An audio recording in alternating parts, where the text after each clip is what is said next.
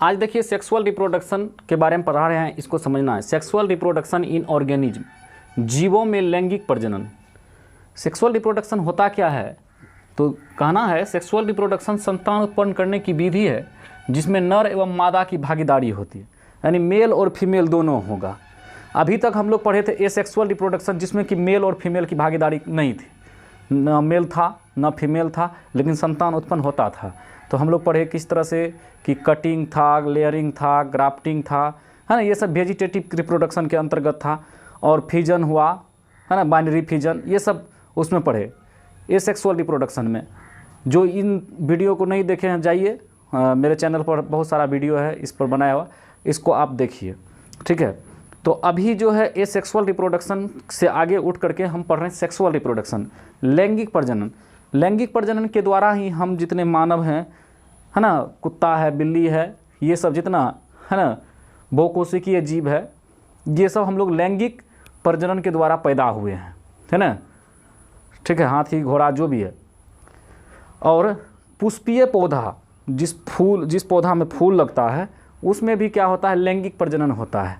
तो लैंगिक प्रजनन में क्या होता है, सेक्सुअल रिप्रोडक्शन संतान उत्पन्न करने की विधि है जिसमें नर एवं मादा की भागीदारी होती है। तो इसमें होता क्या है कि मेल जो है, मेल और फीमेल, देखिए मेल के शरीर में स्पर्म बनता है, ठीक है, मेल के शरीर में क्या बनता है, स्पर्म, और फीमेल के शरीर में एग होता है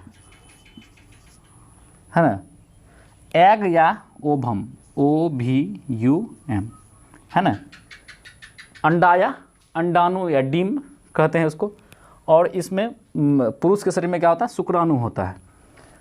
जब स्पर्म और एग दोनों का मिलन होगा, मिलन होने के बाद फर्टिलाइजेशन हुआ, है ना, संगमी की हुई, है ना, निषेचन हुआ, तो यहाँ जायगोट का निर्माण होता है, ZYGOTE, जायगोट। जायगोट के बाद एम्ब्रायो होता है, और एम्ब्रायो के बाद तब संतान यानी बेबी की उत्पत्ति होती है, ठीक है। तो मेल से शुक्राणु बना और फीमेल में अंडा या अंडाणु है, दोनों जब मिला तो जायगोट, यानी कि हिंदी में इसको कहते हैं युग्मनज, युग्मनज बना। और युग्मनज से क्या हुआ, एम्ब्रायो यानी भ्रूण का निर्माण हुआ। हम लोग अल्ट्रासाउंड के माध्यम से देख लेते हैं कि भ्रूण में क्या भ्रूण है पेट में, है ना, है कि नहीं है, पता चल जाता है। और इसके बाद बेबी संतान की उत्पत्ति होती है। अल्ट्रासाउंड के माध्यम से हम आगे बताएंगे आपको कि किस तरह से जो है कि पता कर लेता है कि लड़का है कि लड़की है ना, जो कि अब कानून अपराध हो गया है कि आप जो है कि भ्रूण का लिंग जांच नहीं कर सकते हैं, कि यानी कि आपके पेट में बेटा है या बेटी है, इसका आप लिंग जांच, डॉक्टर आपको रिपोर्ट नहीं देगा। क्यों, हुआ क्या था कि लोग जो है कि भ्रूण का जांच करने के बाद जब बेटी होती थी ना पेट में, तो उसको जो है क्या कर दिया जाता था, उसको पेट के अंदर में ही मार देता था, है ना, उसको सुई के द्वारा उस बच्चे को खलास कर दिया जाता था, समाप्त कर दिया जाता था, ऑपरेशन करा लेता था, है ना। जिसके कारण क्या हुआ कि हमारे देश में लड़कों की संख्या बहुत हो गई और लड़कियों की संख्या बहुत घट गई, है ना। तो उस अल्ट्रासाउंड में आप लोग जब जाएंगे वहाँ पर, तो वहाँ पर क्या किया जाता है, सिर्फ जांच करेगा, है ना, एम्ब्रायो है या नहीं है। तो मेल यानी शुक्राणु, मेल से शुक्राणु यानी स्पर्म और अंडाणु और दोनों का मिला तो युग्मनज यानी जायगोट बना, फिर एम्ब्रायो और संतान की उत्पत्ति हुई, ठीक है। तो संतान उत्पत्ति किस तरह से हुई, तो आपको पता चला कि मेल और फीमेल के संयोग से, है ना। तो सेक्सुअल रिप्रोडक्शन जो होता है हमेशा बायपेरेंटल होता है ना, ये मोनोपेरेंटल नहीं होता है ना, बायपेरेंटल। आपको अगर कॉपी में लिखना हो तो आप लिख सकते हैं कि सेक्सुअल रिप्रोडक्शन बायपेरेंटल होता है। यहाँ लिखिए कि सेक्सुअल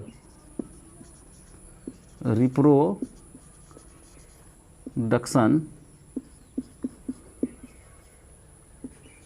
बाय BI डाल देना, बाय पेरेंटल, है ना, PARENTAL, बाय पेरेंटल होता है ना,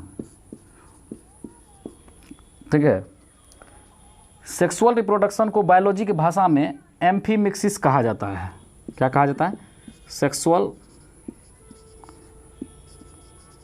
रिप्रोडक्शन को बायोलॉजी की भाषा में एम्फीमिक्सिस कहा जाता है। AMPHIMIXIS, एम्फीमिक्सिस कहा जाता है। अब एक विद्यार्थी हमसे पूछ दिया कि सर इसको सेक्सुअल रिप्रोडक्शन को बायोलॉजी की भाषा में एम्फीमिक्सिस क्यों कहा जाता है? ठीक है, एम्फीमिक्सिस बायोलॉजी की भाषा में सेक्सुअल रिप्रोडक्शन को क्यों कहा जाता है? देखिए इसका आंसर इसी क्यों कहा जाता है, क्योंकि सेक्सुअल रिप्रोडक्शन में क्या होता है, क्योंकि सेक्सुअल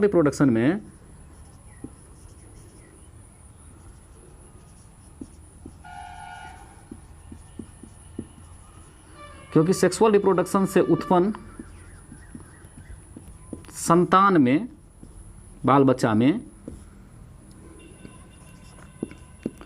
संतान में माता पिता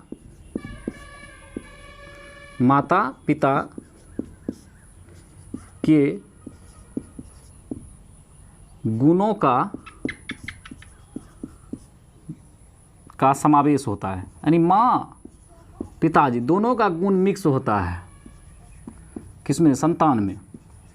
इसीलिए इसको एम्फीमिक्सिस कहा जाता है। यानी माँ का भी गुण होगा और पिताजी का भी गुण होगा, इसीलिए दोनों का गुण का मिक्सचर हुआ, तो इसीलिए इसको क्या कहते हैं? एम्फीमिक्सिस कहते हैं। देखे होंगे कि कोई बेटा है या बेटी, हम लोग हैं तो नाक मिल रहा है माँ की तरह, गाल मिल रहा है पिताजी की तरह, बाल जो है वो माँ की तरह और आँख जो है पिताजी की तरह, इस तरह से होता है। और उनका गुण भी मिलता जुलता है, चलने का ढंग, बैठने का ढंग, बहुत सारी चीज़ें, है ना। और देखिए सेक्सुअल रिप्रोडक्शन से उत्पन्न संतान जो है ना, सेक्सुअल रिप्रोडक्शन से जो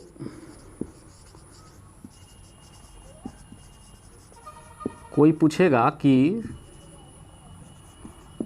उत्पन्न जितने संतान हैं,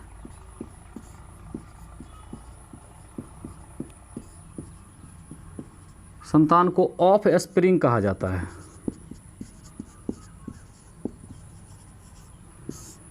ऑफ स्प्रिंग क्यों कहा जाता है? क्योंकि जितना संतान होता है, इसको हम लिखेंगे नहीं, इसको हम बोल रहे हैं कि क्योंकि जितना संतान होता है, प्रत्येक संतान जो है कि देखने में, है ना, या गुणों में एक दूसरे से भिन्न होता है ना। बड़का भाई छोटका भाई दोनों एक जैसे नहीं मिलेगा, बड़की बहन छोटकी बहन दोनों का गुण भिन्न होगा।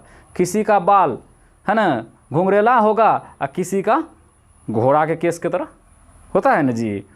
तो ये इसीलिए जो है कि सेक्सुअल रिप्रोडक्शन से उत्पन्न संतान को क्या कहते हैं? ऑफ स्प्रिंग कहते हैं। क्योंकि क्या नहीं होता है कि दोनों का गुण सेम नहीं होता। और देखिए सेक्सुअल रिप्रोडक्शन में कि मियोसिस की क्रिया, है ना, और संगैमिक क्रिया निश्चित होती है, इनकी भागीदारी निश्चित होती है ना। मियोसिस होगा ही, है ना। मियोसिस को हिंदी में हम कहते हैं, है ना, अर्धसूत्री विभाजन, है ना। अर्धसूत्री विभाजन और समसूत्री विभाजन, ये सब सेक्सुअल रिप्रोडक्शन में होना है। तो सेक्सुअल रिप्रोडक्शन के बारे में हम आपको बताएं कि सेक्सुअल रिप्रोडक्शन एक ऐसा विधि है, संतान उत्पन्न करने की विधि है, जिसमें क्या होता है? माता पिता की भागीदारी होती है और सेक्सुअल रिप्रोडक्शन से उत्पन्न संतान में माता पिता के गुणों का समावेश होता है। इसीलिए जो है सेक्सुअल रिप्रोडक्शन से उत्पन्न संतान को क्या कहते हैं? एम्फीमिक्सिस कहते हैं बायोलॉजी की भाषा में, है ना। और सेक्सुअल रिप्रोडक्शन से उत्पन्न संतान जो है, सेक्सुअल रिप्रोडक्शन बाय पेरेंटल होता है ना, मोनोपेरेंटल नहीं होता है। ठीक है, ये याद रखेंगे, इसको उतार लीजिए और आगे अगले क्लास में